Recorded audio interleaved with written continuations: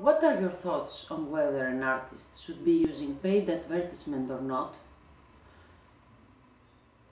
Well, 99% of the producers either don't spend anything or they spend money on the wrong things.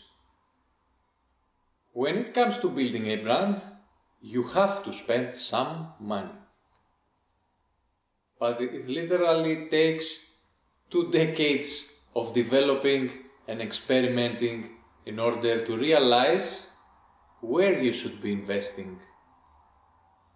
I've seen some folks spending enormous amounts of money on their first release. And it's not really a bad thing, because by doing that you cut through the noise, but it doesn't pay off, at least not short term.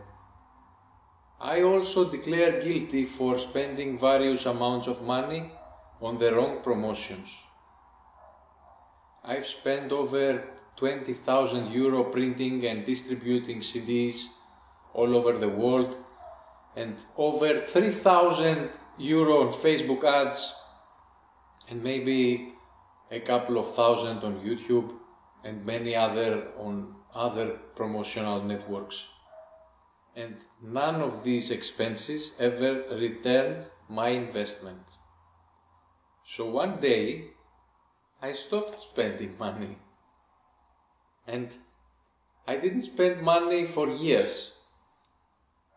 And then my eyes opened and I realized where I should be spending. And now I'm getting back lots of money from those investments. What happens is that most of your time, your product is not good enough. The good piece, as everyone knows, will advertise itself. And the not so good piece, which is probably what we talk about here, may need an initial boost, an initial push. But the bad piece will push back people to whom you are trying to feed it to. You shouldn't invest money in order to make something specific happen. Imagine investing as sowing, spreading seeds. You should invest small amounts of money on various projects, on various platforms, in order to find out what works for you. I always advocate, try to assess your investment and try to spend amounts that make sense. If someone wants to spend $1 million on creating a high-end studio, I'm not going to be the one who stops him, because this might be his dream and it might prove out to be a good investment in the future. But I bet against that investment paying off. There are unpredictable factors like the COVID, which totally shift the market to new roads, and we are forced to conform. In the world of COVID, you just can't tour around the world. If your dream is to travel around the world and perform in live venues, don't spend your money on gear. Spend it on developing human relations. Buy a mailing list of a party promoters. I've heard some party promoters, who of course know nothing about music, saying, "I don't understand why every producer creates a new label while they should be focused on buying new gear and improving their music." Party promoters believe that the better the studio, the better the output. And that indicates how little those people know about music production. Gear won't improve your music. Writing good music, music that the people enjoy, music that sells, is about understanding the world around you, understanding what the people want to listen. Making music is a service. It's not about you. It's all about the receivers, the listeners.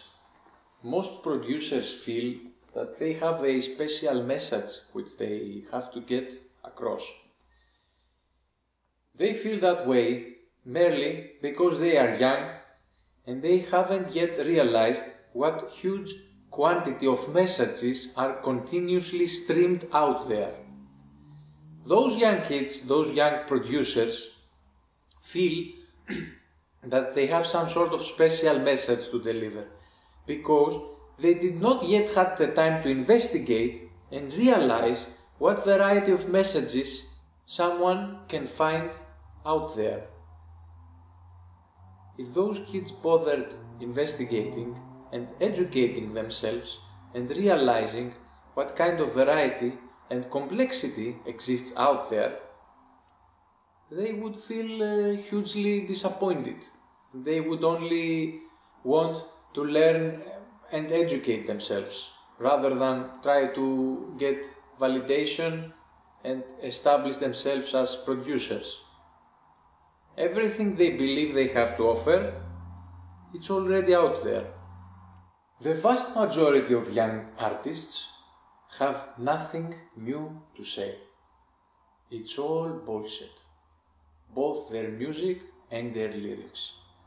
And that's why I don't recommend you to release music all by yourself, but use labels instead, because you get used to brutal criticism and you learn how to cooperate with other people, and thus you stop feeling special.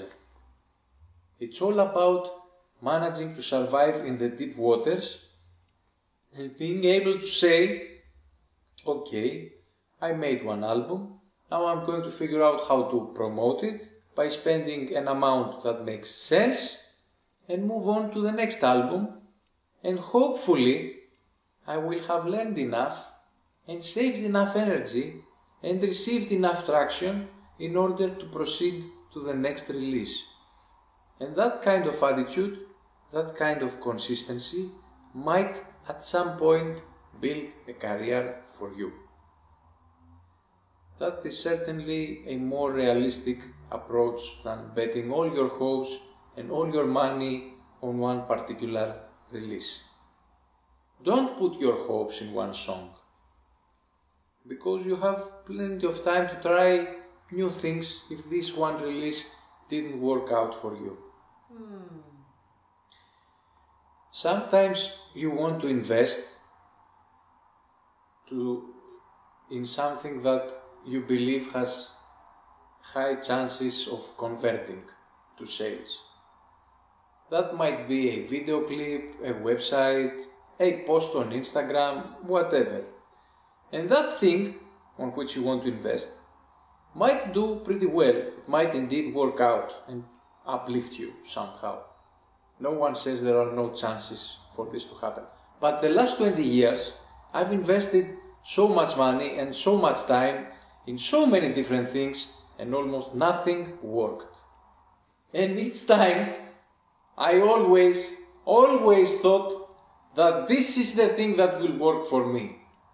Before each investment, you always want to believe that this is the thing that will do the trick and make you rich and famous. But it never does.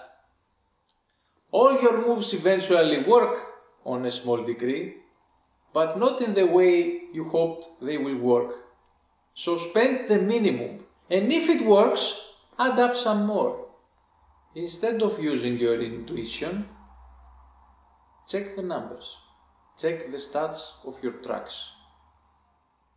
Forget about what you think you know and what you want to believe. Check the bloody stats. The stats never lie.